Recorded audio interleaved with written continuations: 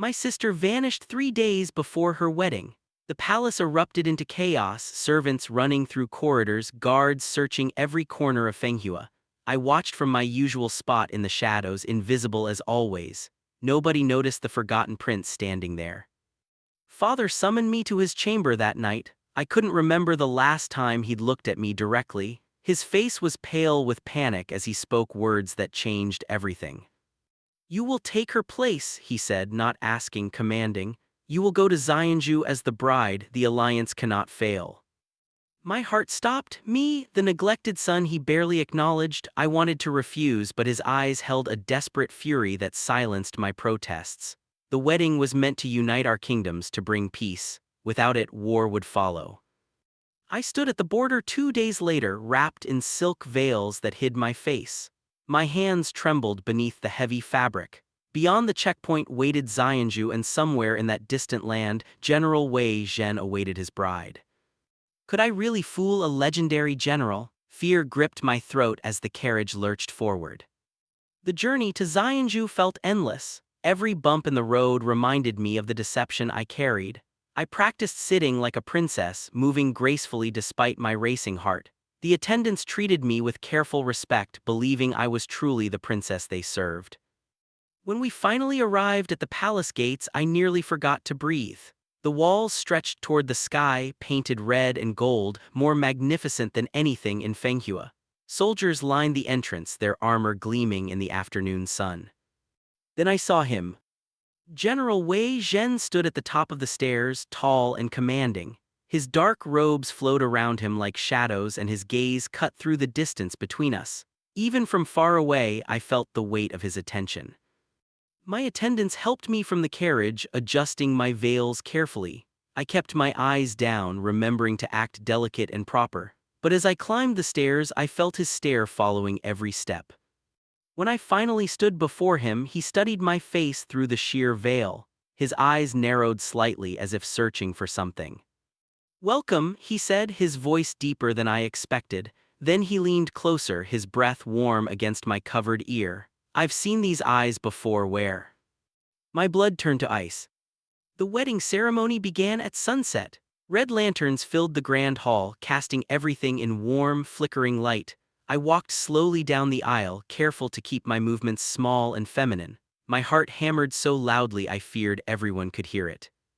Wei Zhen waited at the altar, watching me approach. His expression remained unreadable, but I caught the way his jaw tightened when I stumbled slightly on the steps. The rituals felt endless. I fumbled with the ceremonial cup, nearly dropping it twice. The silk robes tangled around my feet as I tried to bow correctly. Every mistake made my panic grow worse. I could feel dozens of eyes on me, judging, questioning. Wei Zhen's gaze never left my face. When the priest instructed us to join hands, his fingers wrapped around mine firmly. His skin was rough, calloused from years of holding weapons. My own hands, softer but trembling, seemed tiny in his grip. "Are you nervous?" he whispered during a prayer, his voice barely audible. I nodded, not trusting myself to speak. His thumb brushed across my knuckles gently, almost reassuring. But then I felt his other hand tighten, and I realized he'd noticed something. My hands weren't as delicate as a princess's should be. They weren't quite right. That night I stood alone in the wedding chamber, staring at the massive bed draped in red silk. Servants had prepared everything perfectly: flowers, candles, wine, everything except my courage. The door opened and Wei Zhen entered. He'd removed his ceremonial armor, wearing simpler robes that somehow made him seem even more imposing. His dark hair fell loosely around his shoulders, and in the candlelight his features looked softer but more dangerous. "You don't have to be afraid," he said quietly, closing the door behind him. But I was afraid, terrified actually, not just of discovery but of this moment, this intimacy I wasn't prepared for. He moved closer and I took an involuntary step backward. His eyebrows rose slightly.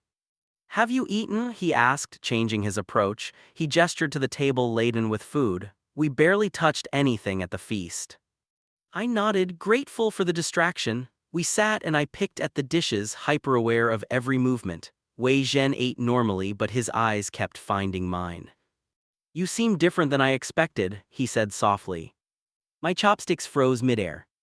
He reached across the table, his hand moving toward mine. I recoiled instinctively, pulling back too quickly. His expression flickered with something: confusion, hurt. The silence between us grew heavy. The next morning, I faced the royal court for the first time as Wei Zhen's bride. Ministers lined the throne room, their faces sharp with curiosity and judgment. I knelt before the emperor, my veils still firmly in place, and performed the proper greetings. But I could feel their suspicion like needles against my skin. "The bride seems rather reserved," one minister commented loudly, his voice carrying through the hall. "Very different from the Fenghua princess's reputation." Another minister nodded. "Indeed, the princess was known for her grace and eloquence. This one barely speaks." I kept my head bowed, heart racing. Wei Zhen stood beside me, silent but watchful. I could feel the tension radiating from him. "Perhaps the journey was difficult," the emperor said diplomatically, though I heard the question in his voice. "We should allow her time to adjust." As we left the throne room, a minister approached Wei Zhen, speaking in a low voice he thought I couldn't hear. "General, forgive my boldness, but I don't think she is who she claims to be. Something feels wrong." Wei Zhen's hand found the small of my back, firm and protective. "She is my wife," he said coldly. "That's all that matters." But as we walked away, I felt his fingers tighten against my spine. Days passed in a strange rhythm. I learned to navigate the palace, to avoid questions, to hide in plain sight, but Wei Zhen's presence made everything complicated. He wasn't cruel or demanding. Instead, he was patient, observant, and that terrified me more than anger would have. One afternoon, I was studying scrolls in the library when he entered unexpectedly. I'd been so absorbed that I forgot to adjust my posture, sitting casually with my legs not quite properly folded. "You read military strategy?" he asked, genuine surprise in his voice. I straightened quickly, pulling my robes around me. I enjoy learning." He moved closer, looking at the text I'd been reading. It was an advanced tactical manual, something no sheltered princess should understand. I saw the exact moment he registered this inconsistency. "Interesting choice," he murmured. We stood there in the quiet library, dust motes dancing in the sunlight between us. I needed to leave to escape his scrutiny, but my body wouldn't move. He reached out to take the scroll, and our fingers brushed. The touch was brief, accidental, but electricity shot through me. Our eyes met, and for a heartbeat the world stopped. His gaze held questions, confusion, and something else I didn't dare name. "You puzzle me," he whispered, his face closer than before. Wei Zhen began testing me in subtle ways I didn't immediately recognize. During meals, he'd ask casual questions about Fenghua traditions, festivals, palace layouts, things any princess would know intimately. I improvised desperately, drawing on fragments of knowledge I'd gathered from servants' gossip and overheard conversations. Sometimes I guessed correctly. Other times I saw his eyes narrow, cataloging my mistakes. "The spring festival in Fenghua," he said one evening, refilling my tea cup. "I heard the princess always leads the opening ceremony. What's your favorite part?"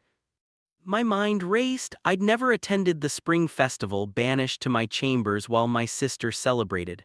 "The lanterns," I said carefully, "when they rise into the sky." "Interesting," he replied, his tone unreadable. "I was told the princess preferred the traditional dances." Heat flooded my face, another mistake, another crack in my disguise. He set down the teapot with deliberate gentleness. Perhaps I was misinformed. But we both knew he wasn't. That night I couldn't sleep. I paced the chamber, replaying every conversation, every slip. Wei Zhen was too intelligent, too perceptive. How long before he saw through me completely? When I finally lay down, exhaustion pulled me under. But my last conscious thought was of his narrowed eyes, watching, calculating, suspecting. We began sharing meals regularly, a routine that felt both comforting and dangerous. Wei Zhen would arrange for food to be brought to private rooms, away from the court's prying eyes. At first I thought he was being considerate. Now I wondered if he wanted me isolated, easier to observe. "Tell me about your childhood," he said during one dinner, his chopsticks pausing over a dish of braised vegetables. The question caught me off guard. Nobody had ever asked about my childhood before. It was lonely, I admitted before I could stop myself. His expression softened. Lonely, a princess surrounded by servants and luxury. Luxury doesn't prevent loneliness, I said quietly, the truth slipping out. Sometimes it causes it. Wei Zhen studied me with an intensity that made my skin warm. I understand that more than you might think. Being a general is isolating. Everyone wants something from you: victory, protection, power. Nobody sees the person beneath the armor. Our eyes met across the table, and for a moment we weren't a general and a false bride. We were two lonely people recognizing each other's pain. "Why do you seem so familiar?" he murmured, almost to himself. "Like I've known you longer than these few days." I looked away quickly, my throat tight. The incident happened during a diplomatic dinner with visiting nobles from the northern provinces. I was already nervous, surrounded by strangers whose sharp gazes dissected every movement I made. A servant refilled my cup with hot tea, but the pot slipped in his nervous hands. Boiling liquid splashed toward my lap, and I jerked backward instinctively, too quickly, too aggressively for a delicate princess. The cup flew from my hand, crashing toward the marble floor. Wei Zhen's hand shot out, catching it midair with impossible speed. The entire table fell silent, stunned by his reflexes. He set the cup down smoothly, then turned to me with concern that looked genuine. "Are you hurt?" he asked, his hand hovering near my arm. I shook my head, unable to speak. The northern nobles exchanged meaningful glances. I'd moved like someone trained to react to danger, not like a pampered princess. Wei Zhen addressed the table with calm authority. "My wife is still adjusting to our customs. Perhaps we've overwhelmed her with too many formal events." He drew attention away from me masterfully, and I realized he'd just protected me. But was it loyalty to his wife, or was he preserving his own reputation? Did he suspect I was an imposter and was buying time to uncover the truth? Late that night, I overheard voices outside my chamber. I pressed my ear to the wooden door, heart pounding. "The bride isn't right, General," a servant whispered urgently. "Her mannerisms, her speech, something is very wrong. I've served the Fenghua delegation before. This woman doesn't match their princess's description." Wei Zhen's voice came next, cold and measured. "What exactly are you suggesting?" "I'm suggesting," the servant continued carefully, "that perhaps we've been deceived, that the woman in your chambers may not be who she claims to be." Silence stretched between them. I held my breath, waiting for Wei Zhen's response. "I will handle this myself," he finally said, his voice sharp as a blade. "Speak of this to no one. If I discover you've spread rumors, you'll regret it. Understood?" "Yes, General." Footsteps faded down the corridor, but I knew Wei Zhen remained outside my door. I could feel his presence, heavy and contemplative. Was he standing there, staring at the wood between us, making silent vows to uncover my secrets? I backed away slowly, terror and something else, something like shame, burning in my chest. He was a good man, and I was lying to him with every breath. I escaped to the palace gardens whenever I could, desperate for moments alone to just breathe without maintaining the careful facade. The gardens were vast, filled with blooming trees and stone pathways that wound through carefully manicured landscapes. I found a quiet bench beneath a flowering cherry tree and sat, finally allowing my shoulders to slump. The evening air was cool against my face, and for a few precious minutes I could be myself, just Lian, not a pretend bride. "I thought I might find you here." I spun around to find Wei Zhen standing on the path, his expression unreadable in the twilight. How did he keep finding me? "I needed air," I said quickly, straightening my posture. "So did I." He moved closer, sitting on the bench beside me without invitation. We sat in silence for a while, listening to birds settling in for the night. "You don't have to pretend with me," he said softly. "Not here, not when we're alone." My breath caught. What did he mean? How much did he know? Before I could respond, a breeze shook the cherry tree, sending petals cascading around us like pink snow. One landed on my cheek, and Wei Zhen reached out instinctively to brush it away. His fingers touched my skin, gentle and warm, and time seemed to stop. Our faces were so close I could see golden flecks in his dark eyes. My heart thundered in my chest, and I wondered if he could hear it. The letter arrived sealed with red wax and marked with the symbol of the Eastern Kingdom. I watched from across the room as a minister handed it to Wei Zhen during a council meeting, whispering urgently in his ear. Wei Zhen's expression darkened as he read. His jaw clenched, and when he looked up, his gaze found mine across the chamber. Something in his eyes made my blood run cold. After the meeting, he pulled me aside into a private corridor. "We need to talk," he said quietly, his hand firm on my elbow. He led me to his study and closed the door. The letter sat on his desk like an accusation. "The Eastern Kingdom has questions about our marriage," he said, his voice carefully controlled. "They've heard rumors, whispers that perhaps the bride is not who she claims to be." I couldn't breathe. This was it, the moment everything would collapse. "They're threatening to withdraw from the alliance," Wei Zhen continued, studying my face, "unless I can prove your identity beyond doubt." "What will you do?" I whispered. He moved closer, his presence overwhelming. "That depends on you. Tell me the truth right now. Who are you really?" I opened my mouth, but no words came. Fear paralyzed me. If I confessed, everything would end. The alliance would fail, war would come, and I would be exposed as the worthless, neglected prince my father always believed me to be. "I'm your wife," I finally managed, adding how my voice shook. His eyes searched mine, and I saw something break in his expression, disappointment, perhaps, or pain. He'd given me a chance to be honest, and I'd taken the coward's path. Wei Zhen began avoiding me after that conversation. Days passed with barely a word between us. The distance hurt more than I expected, a constant ache in my chest that I couldn't explain. One night, I found him alone on the palace ramparts, staring out at the stars. He looked exhausted, vulnerable in a way I'd never seen. "Can't sleep?" I asked softly, approaching carefully. He glanced at me, then back at the sky. "Being a general means everyone expects strength, decisions, perfection, but nobody asks if you're tired, if you're afraid, if you're lonely." He paused. "I trust very few people. My position makes that necessary, but it also makes it hollow." I moved closer, drawn by the raw honesty in his voice. "You're not alone," I said quietly.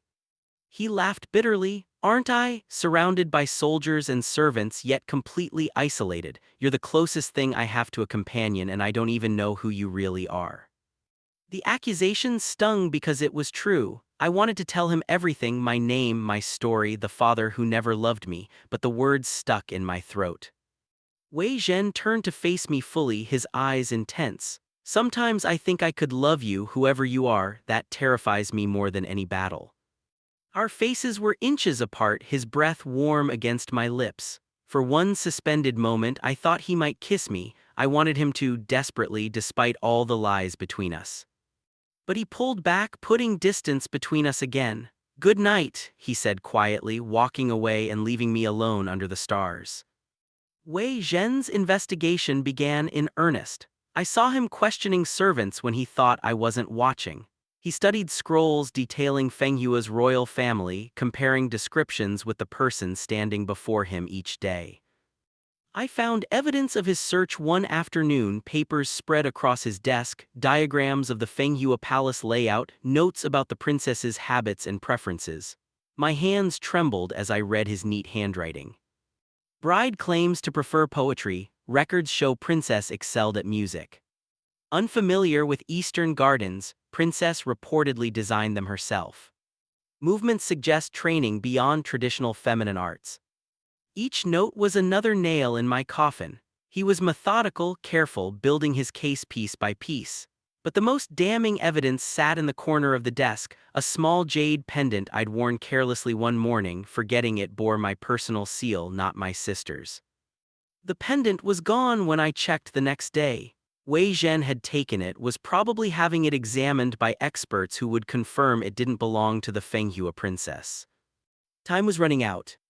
That night I couldn't eat. I sat in the wedding chamber waiting for Wei Zhen to confront me, to demand answers, to end this charade. But he never came. The silence was somehow worse than accusation would have been. The visiting noble from the western province arrived unannounced during breakfast. Duke Chen had known my sister personally, had attended her coming-of-age ceremony years ago. My stomach dropped when servants announced his arrival.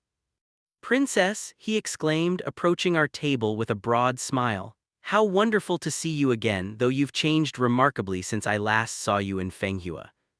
I froze, chopsticks halfway to my mouth. Wei Zhen's gaze sharpened beside me. Changed? Wei Zhen asked casually, but I heard the edge in his voice. Duke Chen laughed. Indeed, the princess I remember was taller with a more rounded face, and her voice, he paused, looking at me more closely, your voice sounds different, softer. My mind raced for excuses. I've been ill, I said quickly. The journey was difficult, perhaps that's why I seem different. The Duke frowned, suspicion creeping into his expression. Ill, but... My wife has been under considerable stress, Wei Zhen interrupted smoothly, standing from the table. The adjustment to married life can be taxing. Perhaps you could share your observations with me privately, Duke Chen. I'd like to understand better so I can care for her properly. He guided the Duke away before the man could protest, throwing me a look over his shoulder that clearly said, stay here. I sat alone, trembling. Wei Zhen had saved me again, but I knew this couldn't continue. He was protecting me despite his suspicions, and I didn't understand why. Something shifted between us after that day. Despite his investigation, despite knowing I wasn't who I claimed to be, Wei Zhen continued to treat me with a gentleness that made my heart ache.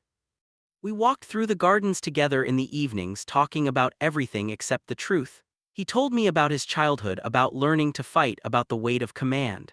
I shared carefully edited versions of my own experiences, the loneliness I'd felt, the sense of being invisible, the desperate desire to be seen. You're not what I expected, he said one night, his hand brushing mine as we walked. The reports, the descriptions, none of them prepared me for you. Is that good or bad? I asked, not daring to look at him. Good, he said quietly, very good. You're braver than you know, intelligent, thoughtful, kind. I find myself thinking about you constantly, wondering what you're thinking, hoping you might feel the same draw I do. My heart hammered. Wei Zhen.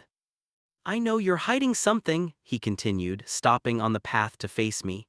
I'm not a fool, but I've decided I don't care anymore. Whatever secret you're keeping, whatever truth you're afraid to share, it doesn't change what I feel. He took my hand properly then, lacing our fingers together. The gesture felt monumental, like crossing a line we couldn't uncross. This time when our eyes met, neither of us pulled away. The space between us disappeared inch by dangerous inch. The political situation deteriorated rapidly. Ministers who opposed the alliance used the rumors about my identity to undermine the treaty. Secret meetings happened in shadowed corridors, plots forming like storm clouds. I learned about the schemes through overheard conversations and stolen glances at sealed letters. Some ministers wanted to expose me publicly, to humiliate Wei Zhen and destroy the peace between our kingdoms. Others hoped to use me as leverage, a puppet they could manipulate. The bride must meet with the northern envoy, one minister announced during court. Alone, it's traditional for the allied princess to negotiate certain terms independently. Wei Zhen's hand tightened on his sword hilt. My wife is still adjusting, such a meeting would be premature. Are you suggesting she's incapable, the minister challenged, or perhaps you fear what she might reveal? The throne room fell silent. This was a trap designed to expose me or force Wei Zhen to admit his doubts. I fear nothing, Wei Zhen said coldly, but I protect what's mine. The meeting will happen when I deem it appropriate. Later, in private, he paced his study like a caged tiger. They're backing us into a corner. If you refuse to meet the envoy, it confirms their suspicions. If you do meet him, he'll ask questions you can't answer. What should I do? I asked helplessly. He stopped packing, looking at me with an intensity that stole my breath. Tell me who you really are, give me the truth and I can protect you properly. Keep lying and I'm fighting blind. Wei Zhen cornered me in the library 3 days later. He closed the door behind him, leaning against it so I couldn't escape. His expression was harder than I'd ever seen, all the gentleness stripped away. No more games, he said quietly, but his voice carried absolute authority. I know you're not the Fenghua princess I've known for weeks. What I don't know is who you actually are or why you agreed to this deception. My back pressed against the bookshelf. Wei Zhen, I don't, he interrupted, moving closer. Don't give me another lie. I'm trying to protect you, but I can't do that if you won't trust me. Every day you maintain this fiction, you're in more danger. If I tell you the truth, everything falls apart, I whispered. The alliance, the peace, everything we're trying to build. Maybe, he agreed, stopping inches from me, or maybe we find another way, but that choice requires honesty. He leaned down, his face close to mine, his breath warm against my skin. Tell me the truth or I will find it myself, and when I do, I might not be able to protect you from what comes next. His hand came up to rest against the shelf beside my head, caging me in. This close, I could see the conflict in his eyes, anger and concern, and something that looked dangerously like affection. Please, he said, and the word cracked with emotion, trust me. I wanted to, more than anything, I wanted to drop the mask and let him see the real me, but fear held my tongue. Despite the mounting tension, small moments of genuine connection kept emerging between us. During meals, our conversations would drift from careful neutrality to surprising depth. We discussed philosophy, military strategy, poetry, subjects I'd never been allowed to explore openly in Fenghua. Wei Zhen seemed to genuinely enjoy my company, smiling more easily when we were alone. He'd bring me books from his personal collection, sharing his favorite passages. Sometimes our hands would brush as we turned pages and neither of us would pull away immediately. We walked through the palace grounds each evening now, a routine we both looked forward to. The guards knew to give us privacy, and in those quiet hours I could almost pretend we were just two people falling for each other, uncomplicated by lies and politics. What do you want from life? He asked one evening as we stood beside a reflecting pond. The question caught me off guard. Nobody had ever asked what I wanted. To be seen, I answered honestly, to matter to someone. You matter to me, he said softly, turning to face me. More than you should, given how little time we've had. It's illogical, this pull I feel toward you. Thunder rumbled in the distance and fat raindrops began falling. We ran for shelter, reaching a covered pavilion just as the storm truly broke. Trapped there together, breathless and laughing, the world narrowed to just us. The rain pounded against the pavilion roof, creating a curtain of water that isolated us from everything else. Wei Zhen's robes were damp, clinging to his shoulders, and drops of water sparkled in his dark hair. We sat on the stone bench, close enough that I could feel his warmth. The storm raged outside, but inside the pavilion everything felt suspended, intimate. Tell me something true, Wei Zhen said quietly. Just one thing, something real about yourself. I took a breath, deciding to risk it. My father never loved me, he barely acknowledged I existed. When he looked at me, he saw disappointment, someone unworthy of his attention. Wei Zhen's expression softened. That's why you understand loneliness so deeply. Yes, I met his eyes. I spent my whole life invisible, desperately hoping someone might see me for who I actually am, not who they expected me to be. I see you, he said, his hand finding mine. Not the princess, not the bride, you, the person who reads military strategy and speaks thoughtfully about honor, the person who tries so hard to be brave despite being terrified. My heart raced. He did see me more clearly than anyone ever had, but he didn't know the full truth yet. When I was young, I continued, the words tumbling out, I wasn't trained in music or embroidery like the princess. I learned other things, things that a prince would learn. I realized my mistake the instant the words left my mouth. Wei Zhen's eyes widened, his grip on my hand tightening. A prince, he repeated slowly.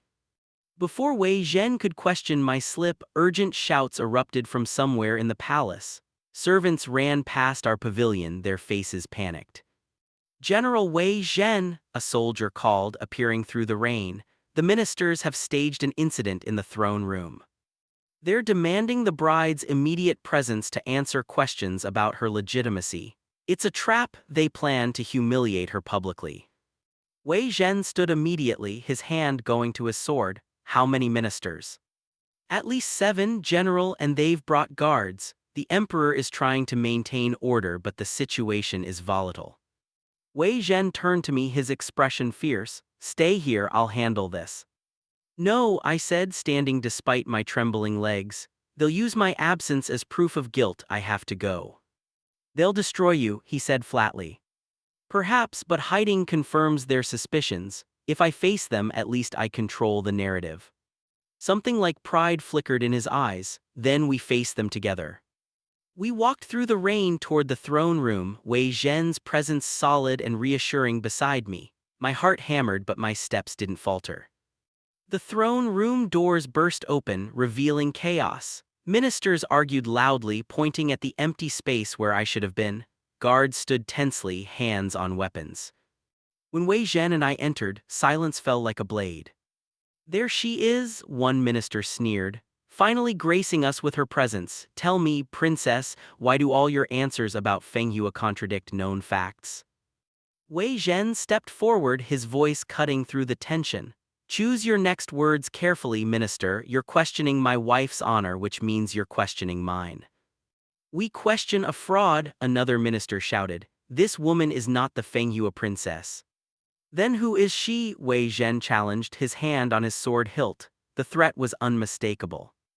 The standoff intensified. Ministers presented their evidence, inconsistencies in my behavior, conflicting knowledge, the jade pendant with the wrong seal. Each piece of evidence felt like a stone added to a weight dragging me down.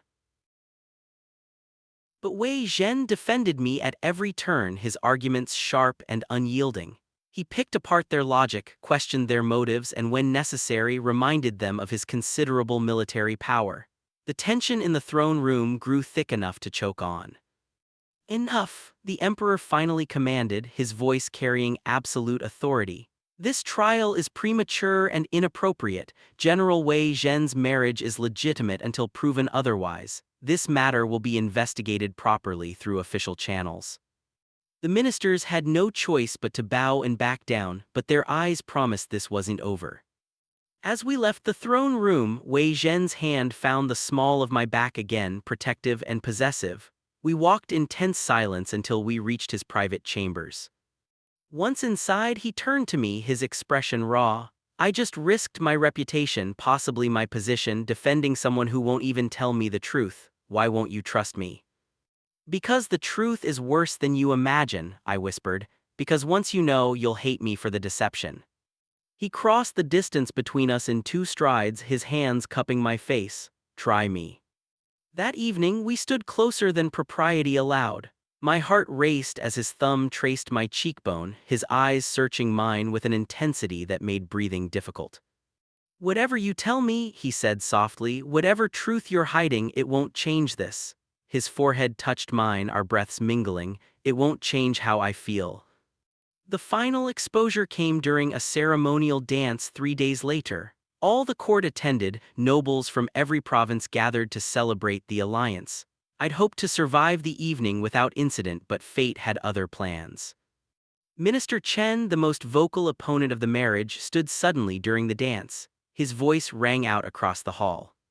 "I have proof," he announced, holding up a scroll sealed with the Fenghua royal crest. "Official correspondence from Fenghua Palace confirming that Princess Mei Lin has been found alive and well in a monastery where she fled to avoid this marriage. The person dancing before us is not the princess. He is Prince Lian, the unwanted son sent as a substitute to save face."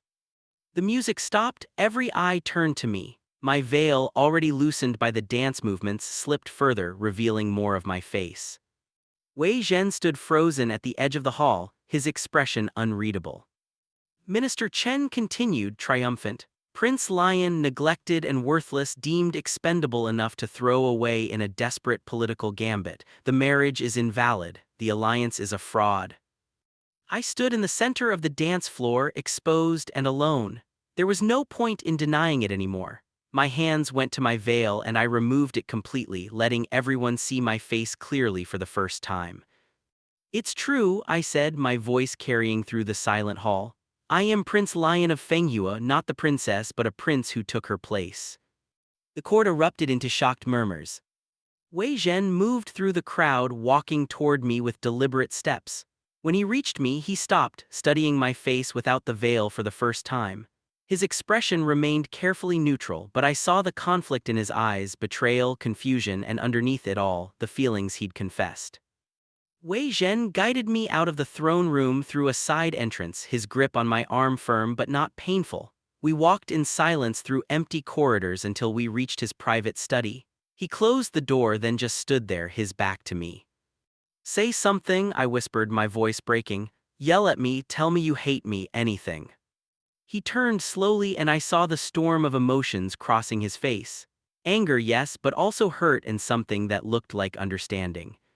"Tell me everything," he said quietly. "From the beginning, no more lies." So I did. I told him about being the neglected prince, invisible to my father, deemed worthless compared to my sister. I explained how she'd run away, how father had seen me as expendable enough to sacrifice. I confessed my fear, my desperation, and how I'd never expected to feel anything for the general I was deceiving. "I never meant to care about you," I admitted, tears finally falling. "I never meant for any of this to become real, but it did, you did, and now I've ruined everything." Wei Zhen listened without interrupting, his expression unreadable. When I finished, silence stretched between us like a chasm. Then he moved forward, closing the distance. His hand pressed against my chest, feeling my racing heartbeat. "This," he said softly, "this is real. Whatever else was false, this is true." "Do you trust me?" he asked, his eyes intense. I nodded, unable to speak. "Then trust me to handle this, trust me to find a way through." The next morning, Wei Zhen called an emergency council meeting. I stood beside him, no longer veiled, no longer pretending. The ministers gathered, expecting him to annul the marriage to send me back in disgrace. Instead, Wei Zhen addressed the court with calm authority. "Prince Lian came here under extraordinary circumstances," he began. "Sent by his kingdom to preserve an alliance both nations need. He could have refused, could have let the treaty collapse and war follow. Instead, he showed more courage than most of you have ever demonstrated." He turned to me, his expression softening. "He endured scrutiny, suspicion, and constant fear of discovery, all to protect a peace he believed in. That kind of bravery deserves respect, not condemnation." "But the marriage is invalid," a minister protested. "The treaty specified a princess." "The treaty specified a royal marriage to unite our kingdoms," Wei Zhen corrected. "Prince Lian is royal blood. The marriage stands if he'll still have me, knowing everything that comes with it." He faced me fully and I saw vulnerability beneath his strength. "I choose you," he said quietly, meant only for my ears. "Not because I have to, but because I want to, because somewhere in this deception I fell for the real you, the brave, lonely prince who read military strategy and understood loneliness the way I do." My breath caught. "You mean it?" "Every word." The emperor stood then, silencing the protesting ministers. "General Wei Zhen has spoken wisely. The alliance will stand. Prince Lian has proven himself worthy through courage and sacrifice. This marriage is legitimate." Later, in private, Wei Zhen pulled me close, his arms wrapping around me properly for the first time. "No pretense, no roles, just us." "No more secrets," he murmured against my hair. "No more secrets," I agreed, finally allowing myself to relax into his embrace. He pulled back slightly, his hand tilting my face up to his. "I want to know everything about you, the real you, no more hiding." "That might take a while," I said, managing a small smile. His lips curved in response, that rare smile that transformed his entire face. "Good, we have time." When he kissed me, it was gentle and certain, a promise of something real and lasting. The deception was over, but our story, our real story, was just beginning. Outside the window, dawn broke over Xianzhu, painting the sky in shades of gold and pink. A new day, a new beginning, built on truth instead of lies. I was no longer the neglected prince or the false bride. I was simply Lian, seen and loved for exactly who I was. And standing beside Wei Zhen, his hand firm in mine, I finally understood what it meant to matter to someone. The adventure ahead would be challenging: politics, court intrigue, and the work of truly building trust between us. But as Wei Zhen squeezed my hand and smiled at me with warmth in his eyes, I knew we would face it together. "Ready?" he asked softly. I looked at the man who had seen through my disguise to the person beneath who had chosen me despite everything. "Ready," I answered. And for the first time in my life, I truly was.